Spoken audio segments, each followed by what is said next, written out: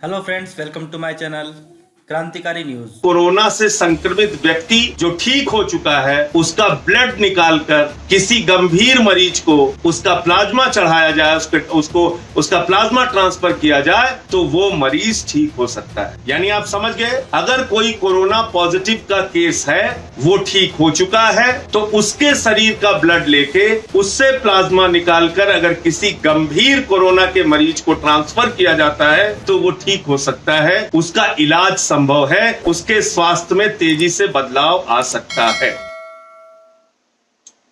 जय हिंद साथियों, इस वक्त जहां एक और पूरा देश कोरोना संकट से जूझ रहा है, वहीं कई ऐसी खबरें आती हैं जो मन को बहुत विचलित करती हैं, परेशान करती हैं। और ऐसी ही खबरें कई दिनों से देखने को मिल रही हैं। कहीं पता चलता है राजस्थान के अंदर एक प्रेग्नेंट लेडी को, एक माँ को इसलिए इलाज करने से मना कर दिया जाता है अस्पताल में क्योंकि वो मुस्लिम धर्म से थी। देखने को मिला कि अहमदाबाद के एक हॉस्पिटल में इलाज के लिए मुसलमानों और हिंदुओं को अलग अलग इंतजाम किया गया। ये भी देखने को मिला कि कोई ठेले वाला सब्जी बेचने जा रहा है तो उसको लोग इकट्ठा होकर पीट दे रहे हैं। लोगों से धर्म पूछकर सामान खरीदा जा रहा है। ये भी देखने को मिला कि उत्तर प्रदेश के कौशाम्बी जिले में एक ग्राम प्रधान ने अफवाह फैला दी कि 12 लोग तबलीगी जमात के आए हुए हैं, और जब लोग वहां पर इकट्ठा हुए पुलिस को उसने सूचना दे दी। पता चला कि 12 मजदूर थे जो क्वारंटाइन किए गए थे, और वो सारे के सारे हिंदू थे। ऐसे समय में जब कोरोना से पूरा देश जूझ रहा है, लड़ रहा है, सारी सरकारें दिन रात चिंतित हैं, लोग अलग अलग धार्मिक संस्थान, राजनीतिक पार्टियां, सामाजिक संस्थाएं, व्यक्तिगत तौर पे बहुत सारे लोगों की मदद करने में जुटे हैं। ये भी खबरें देखने को मिलती हैं कि कभी मुरादाबाद में डॉक्टरों पे हमला हो जाता है, कभी इंदौर में डॉक्टरों पे हमला हो जाता है, कभी पंजाब के अंदर एक पुलिस अधिकारी का हाथ काट लिया जाता है। ये भी खबरें देखने को मिलती हैं कि कुछ लोग ऐसे समय में पुलिस का उत्साहवर्धन करने के लिए फूल की वर्षा करते हैं उनके ऊपर। तो नफरत की भी खबरें, मोहब्बत की भी खबरें, मदद की भी खबरें, दुर्भावना की भी खबरें, ये तमाम सब कुछ देखने को मिल रहा है। लेकिन मैं आपसे सिर्फ इतना कहना चाहता हूं कि अगर इस बीमारी से हम लोग जीत सकते हैं, अगर हम इस बीमारी को हरा सकते हैं, तो सिर्फ और सिर्फ अपनी एकता के दम पर, सिर्फ और सिर्फ 130 करोड़ हिंदुस्तानियों के संकल्प से एक साथ आकर, एक साथ मिलकर, एक दूसरे की मदद करके हम इस बीमारी से लड़ सकते हैं और इसको हरा सकते हैं। अभी एक थेरेपी की चर्चा बहुत हो रही है हिंदुस्तान में। एक तरफ तो खबर चल रही है कि मुसलमान यहां पर इन्होंने फैला दिया, कुछ विशेष सोच और विचार के लोग ये फैलाने की कोशिश कर रहे हैं कि मुसलमानों ने ये पूरा देश के अंदर कोरोना फैला दिया, मुसलमानों ने कोरोना फैला दिया।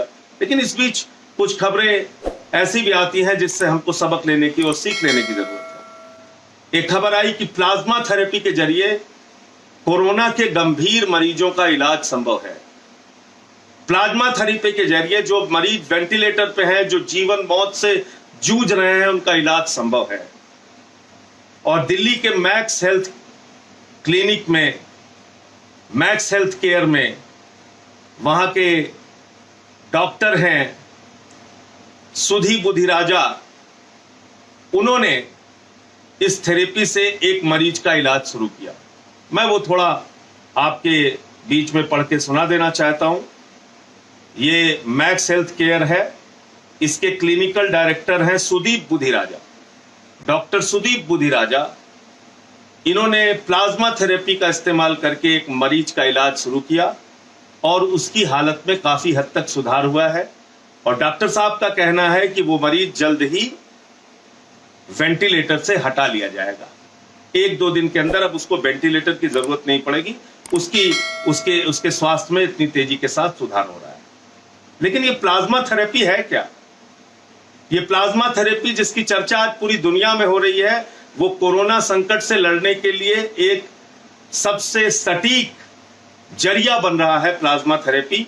एक सटीक इलाज बन रहा है प्लाज्मा थेरेपी। 100% इस पर कोई दावा नहीं कर सकता, लेकिन फिर भी इसमें काफी हद तक इलाज करने में सफलता मिल रही है कोरोना के गंभीर मरीजों की। प्लाज्मा थेरेपी के जरिए गंभीर से गंभीर मरीजों का इलाज शुरू होगा और वो ठीक किए जा सकते हैं, ऐसा डॉक्टरों का दावा है।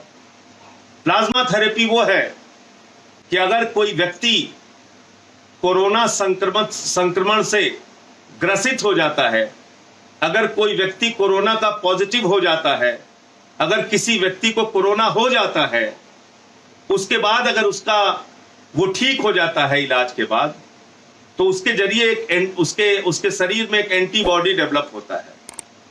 उसके शरीर के अंदर एक एंटीबॉडी डेवलप होता है, और अगर कोरोना से संक्रमित व्यक्ति जो ठीक हो चुका है उसका ब्लड निकालकर किसी गंभीर मरीज को उसका प्लाज्मा चढ़ाया जाए, उसका प्लाज्मा ट्रांसफर किया जाए, तो वो मरीज ठीक हो सकता है।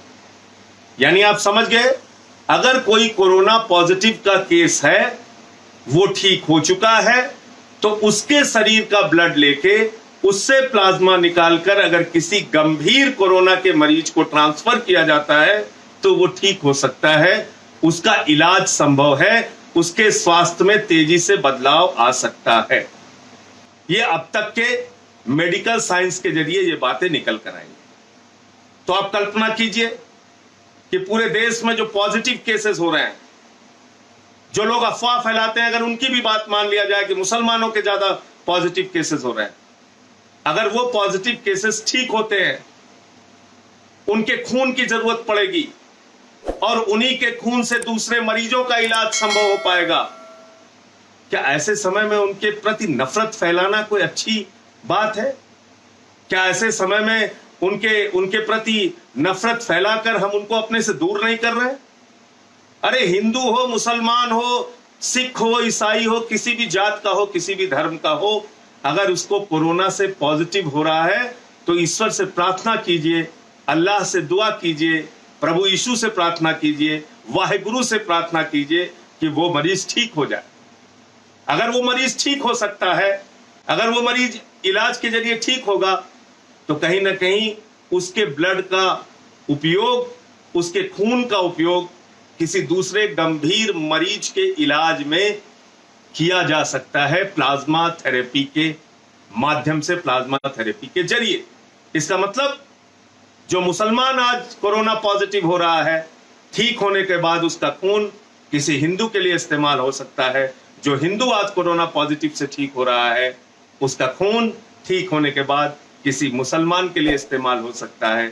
भाईचारे और गंगा जमनी तहजीब, हमारी एकता का ये सबसे बड़ा उदाहरण होगा। इसलिए साथियों और दोस्तों, आप लोगों से निवेदन है, ये काम बंद कीजिए और ऐसा करने वाले हर व्यक्ति का खुलकर विरोध कीजिए जो किसी ठेले वाले को, किसी सब्जी वाले को, किसी सामान बेचने वाले को, किसी छोटी मोटी दुकान करने वाले मुसलमान को ये कहकर परेशान करते हैं और उसका सामान फेंक देते हैं या उसके यहां से खरीदारी करना बंद कर देते हैं क्योंकि वो मुसलमान है। या फिर उन लोगों के भी विरोध में अपने स्वर बुलंद कीजिए जो लोग धर्म देखकर इलाज करते हैं, ये जानने के बाद कि ये मुसलमान है, उसका इलाज करने से अपना हाथ पीछे खींचते हैं। ये हमारी संस्कृति नहीं है, ये हमारी सभ्यता नहीं है, ये हिंदुस्तान की पहचान नहीं है। हम कहते हैं, अरविंद केजरीवाल जी हमेशा एक गीत गाते हैं, इंसान का इंसान से हो भाईचारा, यही पैगाम हमारा। हिंदुस्तान की गंगा जमनी तहजीब की यही पहचान है, हमारी एकता, हमारे भाईचारे की यही पहचान है। हिंदू धर्म जो वसुधैव कुटुंबकम की बात कहता है पूरा विश्व हमारा परिवार है, ये हमारे हिंदू धर्म की भी पहचान है। हम सबको अपने परिवार का एक सदस्य मानते हैं। तो इसलिए साथियों, आज इस कोरोना संकट के समय में एक दूसरे की मदद करने के बारे में सोचिए, इंसानियत और भाईचारे के बारे में सोचिए, नफरत को हराइए, मोहब्बत को जिताइए। जय Hind. Please do like, share and subscribe Krantikari News for more news update.